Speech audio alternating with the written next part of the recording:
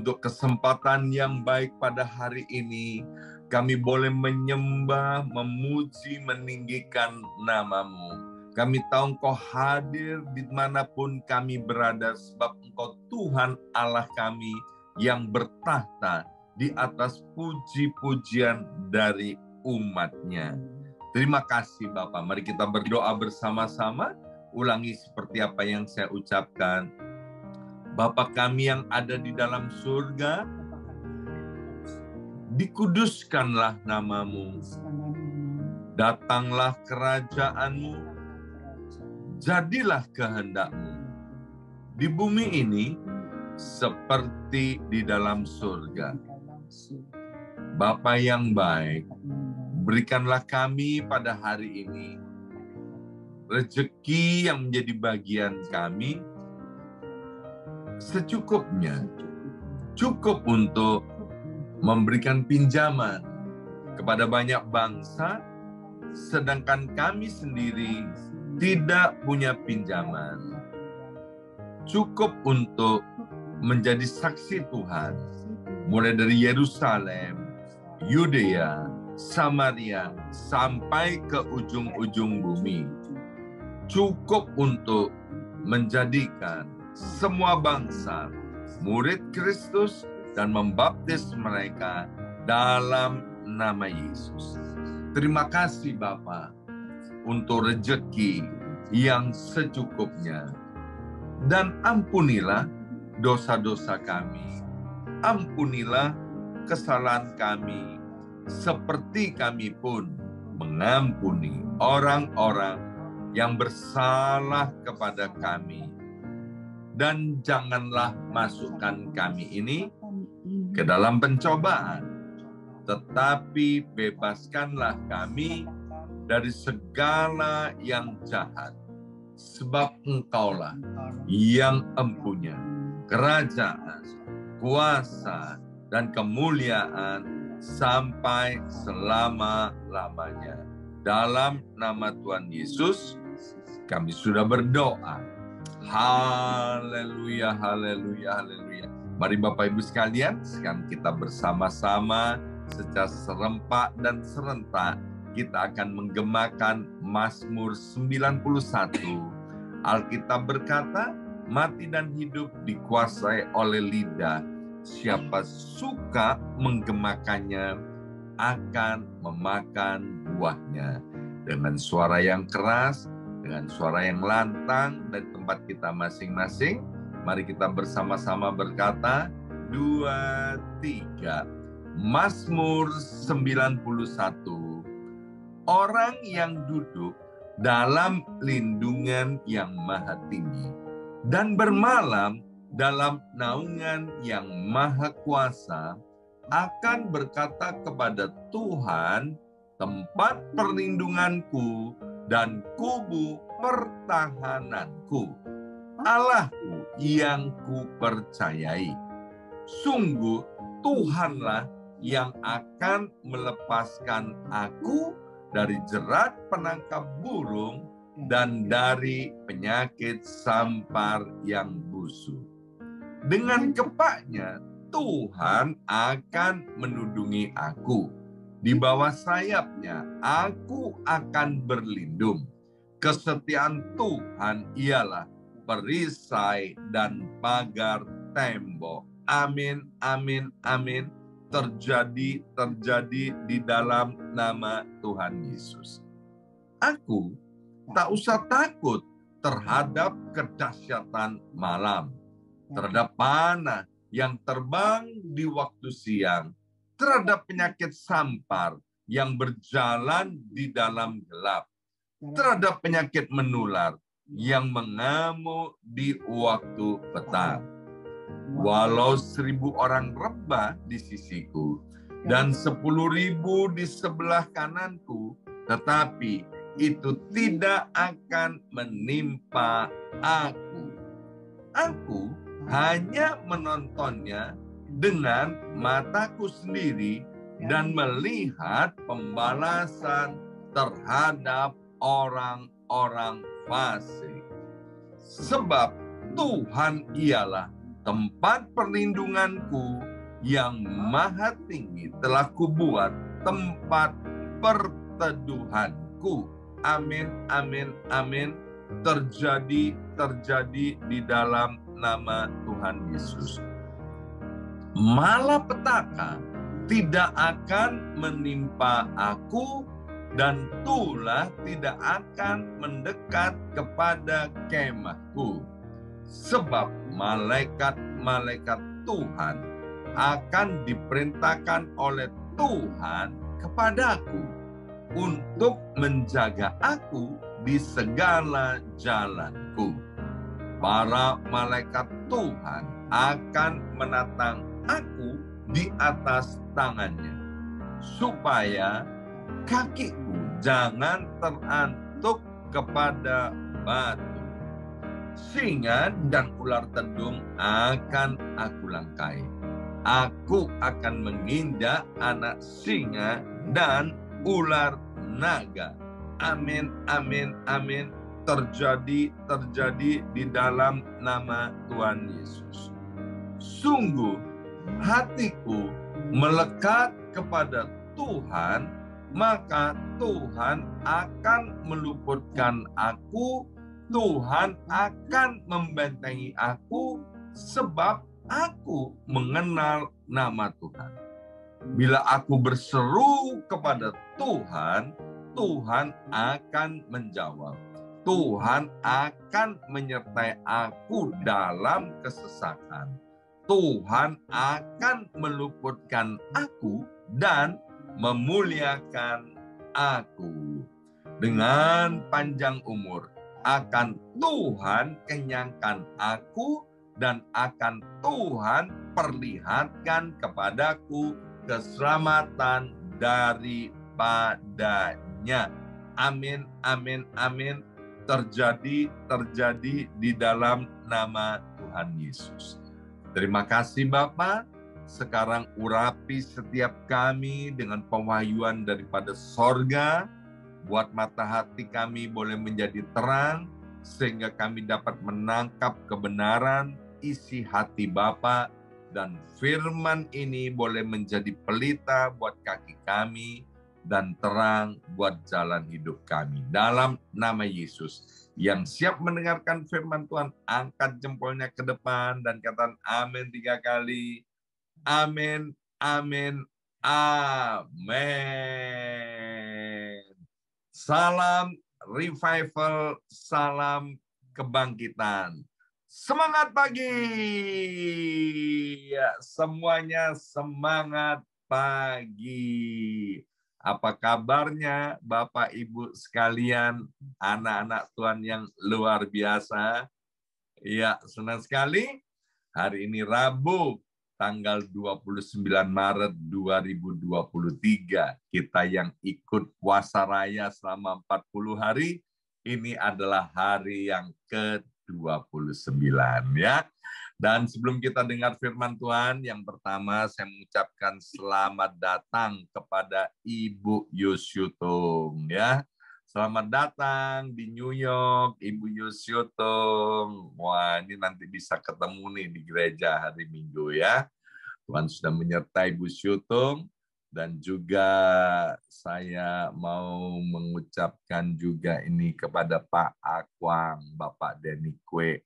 Hari ini ulang tahun ya. Mana nih Bapak Denny Kwe? Ini dia. Bapak Denny Kwe, happy birthday. Happy birthday Pak Akwang ya. Katanya baru umur berapa nih Pak Akang? 17 ya. Ya luar biasa, awet muda diberkati Tuhan. Happy birthday Pak Akwang ya. Baik Bapak Ibu sekalian, renungan kita hari ini, iya ini Bempi udah mengucapkan happy birthday Mas Akwang katanya ya. Renungan kita hari ini sudah tiba di kitab Amsal pasal 16. Saya akan bacakan ayat yang kedua dari Amsal pasal 16. Demikian bunyi firman Tuhan. Segala jalan orang adalah bersih menurut pandangannya sendiri. Tetapi Tuhanlah yang menguji hati. Ya, dalam terjemahan bahasa Indonesia sehari-hari dikatakan setiap perbuatan orang adalah baik dalam pandangannya sendiri.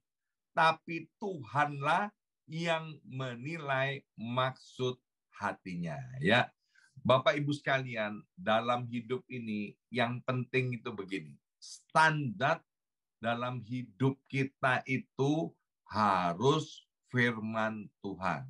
Ya, kalau kita memegang firman Tuhan sebagai standar hidup kita, firman Tuhan dijadikan pedoman dalam hidup kita, maka saya percaya kelakuan kita, perbuatan kita itu adalah bersih, ya. Tapi kalau pedoman hidup kita, standar hidup kita itu bukan firman Tuhan, maka jangan-jangan perbuatan kita yang menurut kita itu bersih, ternyata tidak bersih di pemandangan Tuhan. Ya, saya ketemu dengan orang yang selingkuh, Bapak Ibu sekalian, ya kan? Orang yang selingkuh, dia orang gereja dan rajin pergi ke gereja dengan selingkuhannya, ya kan? Ketika ditegur, Mbak, Mas, ya kan, tobat, ya kan? Kamu udah punya suami kok selingkuh. Mas, kamu udah punya istri kok selingkuh. Selingkuh pergi ke gereja. Pak Pendeta, yang penting itu kan hatinya. Yang penting hatinya. Selingkuh pergi ke gereja, yang penting hatinya. Ya kan? Nah, Tuhan menguji hati kita, Bapak Ibu sekalian. Menurut kita, ya kan, selingkuh nggak apa-apa, yang penting pergi ke gereja. Ya, bahkan ada orang-orang yang punya prinsip begini, ya kan, seks bebas nggak apa-apa, karena dilakukan suka sama suka. Lah ini kan bersih menurut pandangannya sendiri. Lah kalau Tuhan menguji, apa isinya? Isinya adalah perzinahan. Ya, ada lagi orang yang bilang begini. Ya, satu kali teman saya bilang begini. Ada orang kesusahan, ada orang datang ke rumahnya minta tolong, ya, minta uang nih, Bapak Ibu sekalian, minta uang. Dan kemudian istrinya bilang, ya kan, kasihlah Pak, firman Tuhan kan bilang, ya kan, kalau yang diminta itu ada pada kamu, berilah, ya. Berilah seberapa kita mau beri, ya kan, dia udah datang kepada kita, ya memang tidak harus diberi semuanya, tapi orang itu harus ditolong. Kemudian suaminya yang ngeroh, ya, ngeroh, dia kemudian sebentarlah kita doa, ya kan, dan kemudian dia bilang gini, "Ma, Tuhan bilang, ya, jangan diberi, itu nanti orangnya menjadi dewasa, biar dia minta sama Tuhan, bergantung hidupnya kepada Tuhan, bukan kepada kita." Kayaknya saudara, apa yang dikatakan oleh suami ini benar. Dia bilang suara Tuhan, tapi tidak alkitabiah, ya kan? Jadi kalau ada orang minta tolong kepada kita, Bapak Ibu sekalian, ya tolonglah, ya, seberapa kita mampu. Nanti urusan orang itu menyalahgunakan pertolongan kita atau perbuatan baik kita, biarlah nanti yang mengurus adalah Tuhan sendiri. Jadi yang pertama, dari Amsal pasal 16, biar setiap kita menguji perbuatan kita itu dengan standar firman Tuhan. Kalau itu menyenangkan hati Tuhan, kalau itu sesuai dengan firman Tuhan, maka perbuatan Bapak Ibu Saudara sekalian itu adalah bersih. Ya, itu adalah perbuatan yang benar di hadapan Tuhan. Robin Hood itu dulu kan ada film yang saya waktu masih kecil sering nonton tuh, Robin Hood ya, di desa tempat saya dilahirkan dan dibesarkan. Robin Hood itu suka nyolong, Bapak Ibu sekalian, suka curi, suka rampok, ya kan? Dan kemudian setelah mencuri, dia bagi-bagikan ke orang miskin. Lah saya kan nggak dalam Tuhan. Penonton-penonton juga nggak dalam Tuhan. Jadi begitu Robin Hood muncul, kita semua tepuk tangan. Ya kan, lakon katanya. Toh kok meskipun dia merampok, dipikir benar. Nah, menurut standar firman Tuhan kan nggak boleh, ya kan, melakukan kejahatan apapun untuk menolong orang lain, itu tidak alkitabiah. Maka itu hati-hati dengan kehidupan kita, dengan apa yang kita perbuat. Ukurannya adalah firman Tuhan. Ya. Yang kedua, Amsal 16 ayat yang ketiga. Dikatakan, serahkanlah perbuatanmu kepada Tuhan, maka terlaksanalah segala rencanamu. Wah, luar biasa Bapak Ibu sekalian. Kalau kita menyerahkan perbuatan kita kepada Tuhan, katanya terlaksanalah segala rencanamu. Ya, ini kalau kita nggak hati-hati baca ayat firman Tuhan ini, nanti bisa dipakai sembarangan. Maka itu dimulai tadi. Dengan ayat yang kedua itu, Bapak Ibu sekalian, kita harus punya standar dalam hidup ini, itu adalah firman Tuhan. Jadi maksud daripada ayat yang ketiga ini, Bapak Ibu sekalian, dalam kehidupan ini ada bagiannya Tuhan dan ada bagiannya kita. Yang kita bisa kerjakan, kita harus mengerjakannya. Yang tidak bisa kita kerjakan, kita tidak mampu mengerjakannya, nanti Tuhan yang akan mengerjakan bagi kita. Jadi yang dimaksud dari Amsal 16 ayat 3 ini adalah segala rencana kita yang sesuai dengan firman Tuhan, yang sesuai dengan kehendak Tuhan, rencana kita yang berkenan dan menyenangkan hati Tuhan. Nggak usah repot-repot Bapak Ibu, kan kita sudah ada bukunya, namanya Alkitab. Ya kan? Jadi berkenan atau tidak di hadapan Tuhan, ya ini standarnya. Kalau standarnya udah sesuai ini, rencana-rencana kita, serahkan kepada Tuhan. Dan Tuhan akan membuat rencana itu terlaksana. Ya, misalnya sekolah, anak pelajar pergi ke sekolah. Sekolah itu adalah kehendak Tuhan. Ya, supaya sekolahnya naik kelas, bahkan bisa lulus dengan nilai yang bagus, maka ada bagian daripada murid. Bagiannya apa? Belajar. Belajar yang sungguh-sungguh. Menjadi murid yang disiplin. Nanti Tuhan yang memberikan kepandaian, Tuhan yang akan memberikan kecerdasan. Sehingga kita menjadi murid yang memuliakan Tuhan, murid yang berprestasi. Demikian juga di dalam pernikahan. Bagaimana pernikahan kita menjadi pernikahan yang berbahagia, diberkati oleh Tuhan. Bagian Tuhan itu memberkati pernikahan kita.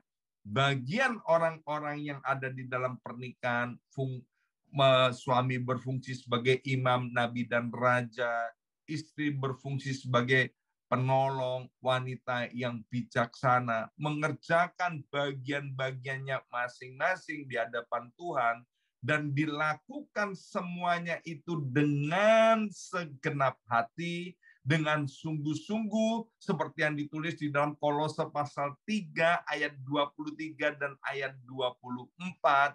Kalau kita melakukan bagian kita dengan sepenuh hati, maka kita pasti menerima upah daripada Tuhan, yaitu segala rencana kita itu terlaksana.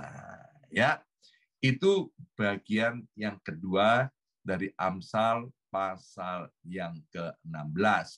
Demikian juga kalau kita bekerja, Bapak Ibu sekalian, bekerjalah dengan rajin, bekerjalah dengan sepenuh hati, bekerjalah dengan sungguh-sungguh.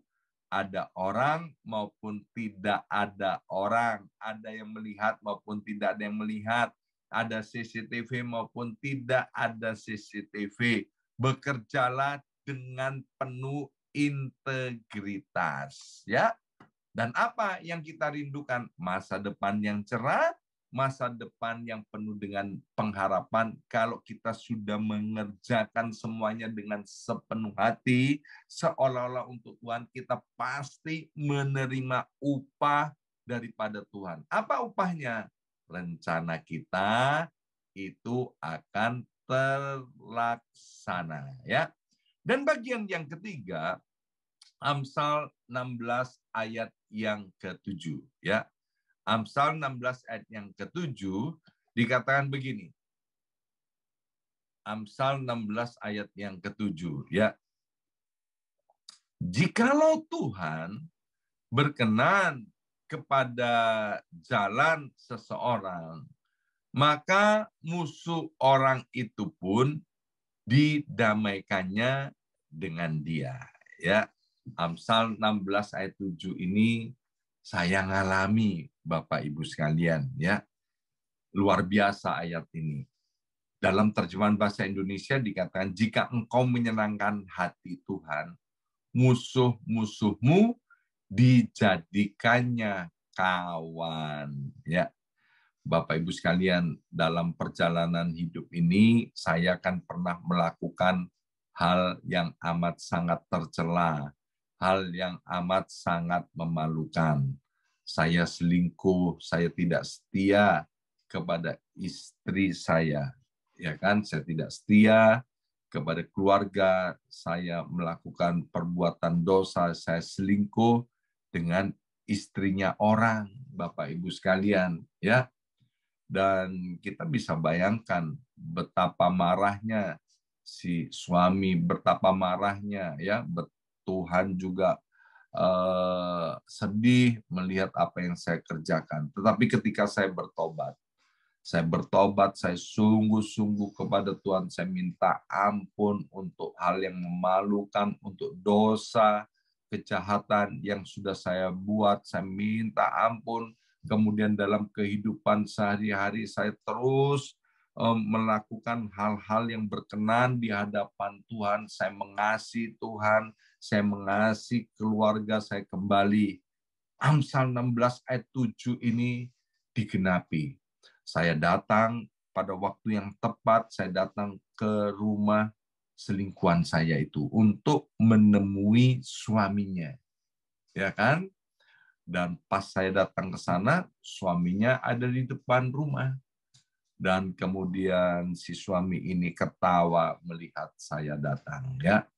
Dan kemudian Bapak Ibu sekalian, saya diajak masuk ke dalam rumahnya dan saya pai kui, katanya orang Cina, ya. Saya pai kui di hadapan suami ini. Bapak Ibu sekalian, saya minta maaf, saya mengakui dosa, kejahatan, kesalahan saya. Dan kemudian pria ini memeluk saya. Dia bilang, saya mengampuni Pak Yongki, ya. Dan kita akan menjadi kawan kembali. Dan setelah itu, Bapak Ibu sekalian, dia cerita kemana-mana, dia mengalami kemenangan karena dia sudah mengampuni dosa dan kesalahan yang saya buat. Nah, ini digenapi Amsal 16 ayat yang ke-7. Kalau hari ini ada di antara kita yang punya musuh, mungkin itu mertua, ya kan? Atau mungkin kita sedang bermusuhan dengan orang tua kita, atau mungkin kita bermusuhan dengan anak-anak kita. Atau mungkin kita sedang bermusuhan dengan manajer kita, dengan atasan kita, dengan klien kita, atau dengan siapa saja. Mari Bapak Ibu sekalian, pakai firman Tuhan tadi sebagai ukurannya, sebagai standarnya. Apakah jalan hidup kita sudah berkenan di hadapan Tuhan? Kalau jalan hidup kita sudah berkenan di hadapan Tuhan sesuai dengan firman Tuhan, percayalah Bapak Ibu sekalian, musuh-musuh kita itu akan didamaikan dengan kita, dan bahkan musuh-musuh kita itu akan dijadikan kawan, akan dipakai menjadi alat Tuhan untuk menolong kita sehingga hidup kita makin maju dan serupa dengan Kristus. Ya, kita sudah belajar dari 3 ayat Amsal pasal 16 bahwa pentingnya menjadikan firman Tuhan itu ukuran atau standar dalam hidup kita. Dan percayalah Bapak Ibu sekalian, kalau kita memakai ukuran yang seperti kata firman Tuhan, kita akan menyenangkan hati Tuhan. Dan ketika kita menyenangkan hati Tuhan, maka kita pasti menerima upah yang tepat dari Tuhan. Amin. Mari kita berdoa. Materaikan setiap benih kebenaran firman Tuhan ini, ya Aba, ya Bapa. Biarlah Roh Kudus menolong kami agar langkah-langkah hidup kami ini sesuai dengan standar firman Tuhan. Kami juga mengucap syukur, Ibu Yusyutung, Tuhan sudah sertai, tiba dengan selamat di New York, tak kurang suatu yang baik daripada Tuhan.